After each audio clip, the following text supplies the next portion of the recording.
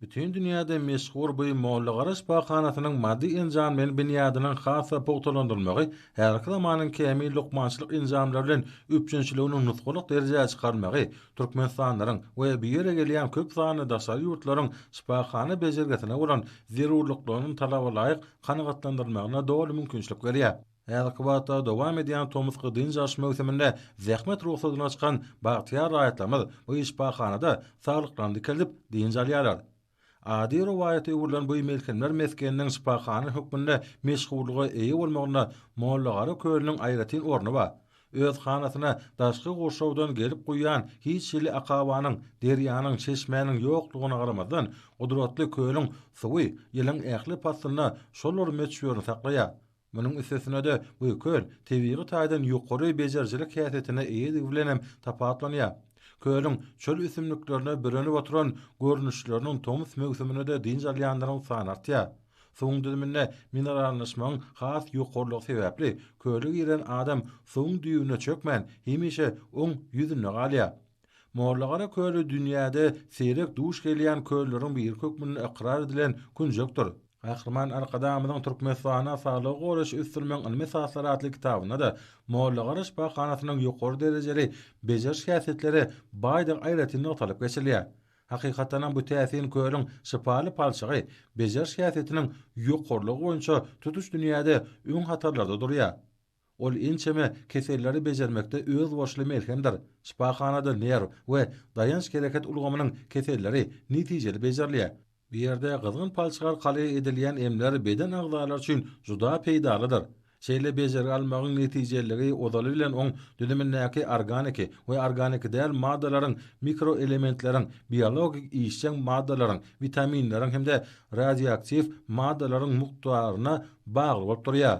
Raýatlarymyzyň bagtyar durmuşy jemgyýetimiziň we döwletimiziň ösüşiniň möhüm urugy bolup durýar.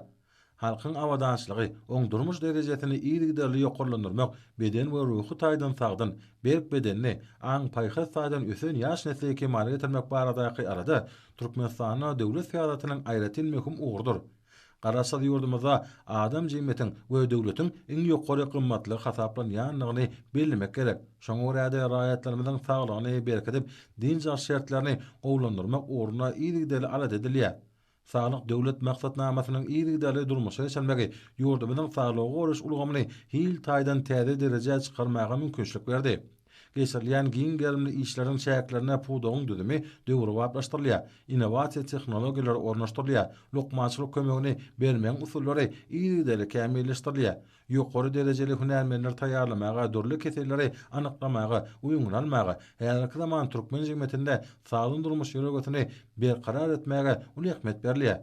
Berkarar döwletimiziň şifaxanalar ulgamyny ajaýyp kunjogyň diňe bir özüne mahsus gaýtarylmaja orny bar.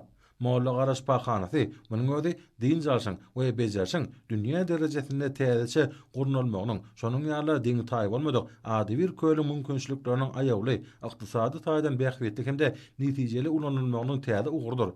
Jemi 30 hektar meýdanaky şifaxana ajaýyp şäherjegi ýadyna salýar. Şifaxanada din jalyp, talyklany bejerdiýänler, Gahrman Alqadamyň dünýä meşhur Türkmenistanyň dermany üstünlikleri atly kitaplar boýunça taýýarlanýan içkileri höwüsden içip lezzet alýarlar. Bir ýerde sapaly din jalyp saglyklaryny berkidýän adamlar döwlet adam üçin ýürdiýän syýasaty günnelik durmuşymyzyň bölünmez ýörelgesine uran hormat prezidentimiz Arkadar Gahrman Serdarymyza hemde türkmen halkynyň milli lideri Lukman Arkadamyza alkyş hem hoşallyk sözlerini aýdýarlar. Men Lewap vilayatynyň ýaşaýjysy Maýa Özel Baltaýewa. Şu ýyl zähmet ruhsat döwründe Balkan vilayatynyň bir gözelligine gözellik goşup duran Mollagara şifaxanasyna dynç almaga, saglygymyzdy keltmäge geldik. Taýda bize Mollagara şifaxanasynyň işgärleri güler ýüz bilen kabul etdiler. Mollagara şifaxanasy diýilende özüniň palçygy bilen, duzly suwy bilen tapawutlanýan şifaxanalaryň biri diýip hasap etýäs özümize. Ýylyň-ýylyna şu ýere uly höwes bilen dynç almaga gelýäris, saglygymy berkitmäge gelýäris. Bu ýerde beden terbiýe maşyklary bilen meşgullanjakmy, fitobarlar işleýär. Gahrman Arkadamyzyň Türkmenistan dermanly ösümlikler kitabyna giren dermanlyk ösümliklerinden taýýarlanan jany şifaly melhem çaylar bilen şu ýerde bejerigi işler geçirilýär. Dürli palçyk bilen bejerigi işler geçirilýär.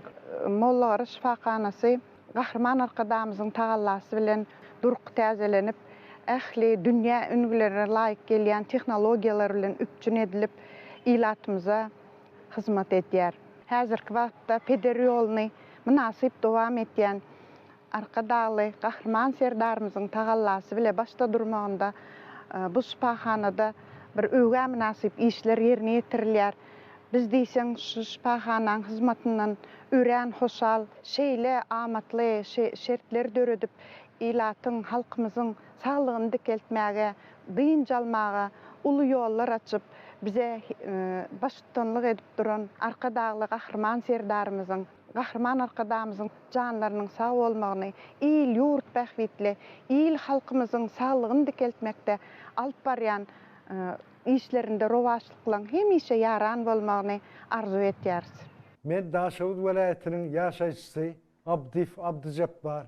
Ine şu gün Mollagara şifahanasynda dynjalýar. Gahrman arkadagymyzyň tagallasy bilen duruk täzelenen. Bu şifahanada dynjalmak üçin ähli şertler döredilen. Saglygyny berkitmek üçin beýleki serişçileriň köp bölegi şu şifahanada bar. Ine biz şifahanada berilýän emlerden gowy peýdalanýar. Hormatly prezidentimiziň tagallasy bilen bir ýerde ýurdumyň ähli künjeklerinden gelýän iraýatlar üçin, dynjalmak üçin ähli şertler döredilen. Bize şular ýalyk şifahanada dynjalmagy, öz saglygymyzy berkitmäge şertler döreden. Gahrman arkadagymyza, arkadagly Gahrman serdarymyza köp sag bolsun, ömürler uzak bolsun, janlar sag bolsun, tutýan tutumly işleri elmudama rowaç bolsun.